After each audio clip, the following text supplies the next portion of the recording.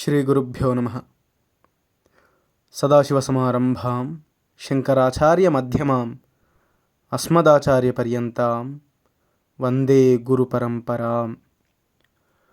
ఒక కుటుంబం మహాస్వామి వారి దర్శనానికి వెళ్తూ వారితో పాటుగా అమెరికాలో నివసిస్తున్న వారి స్నేహితుని కుటుంబాన్ని కూడా తీసుకుని వచ్చారు.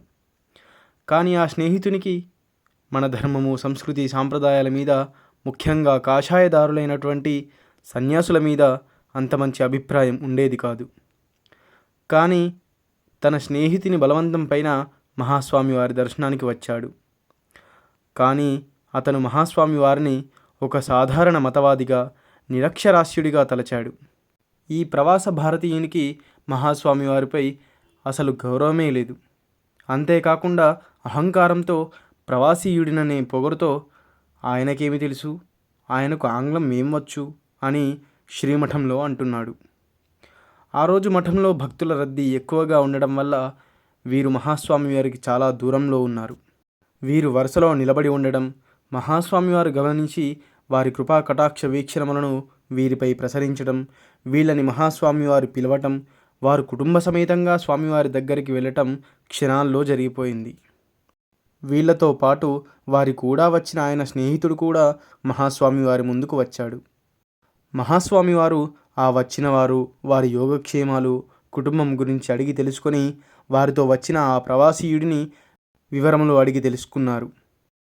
తరువాత అతనిని, నీవు భారతదేశంలోనే పుట్టి పెరిగావు, నీకు తమిళం వచ్చు, నీ భార్య కూడా ఇక్కడే పుట్టినది కాబట్టి ఆమె మాతృభాష కూడా తమిళమే అయి ఉంటుంది, కాబట్టి మీరిద్దరూ మాట్లాడితే తమిళంలోనే మాట్లాడుకుంటారు కదా అని అడిగారు మహాస్వామి.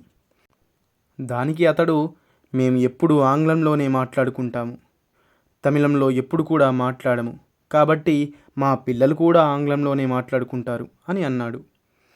అందుకు మహాస్వామి వారు, ఓహో అలాగా, మనం మాట్లాడే ముందు ఆలోచన మన మెదడులో మొదలై అది వాక్కు రూపంగా నోటి నుండి బయటకు వస్తుంది కదా, మరి ఈ ప్రక్రియ అంతా ఆంగ్లంలో జరుగుతుందా తమిళంలోనా అని అడిగారు మహాస్వామి.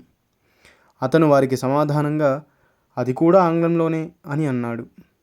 కొద్దిసేపటి తర్వాత ఒక ముసలావిడ మహాస్వామి వారి దర్శనానికి వచ్చింది.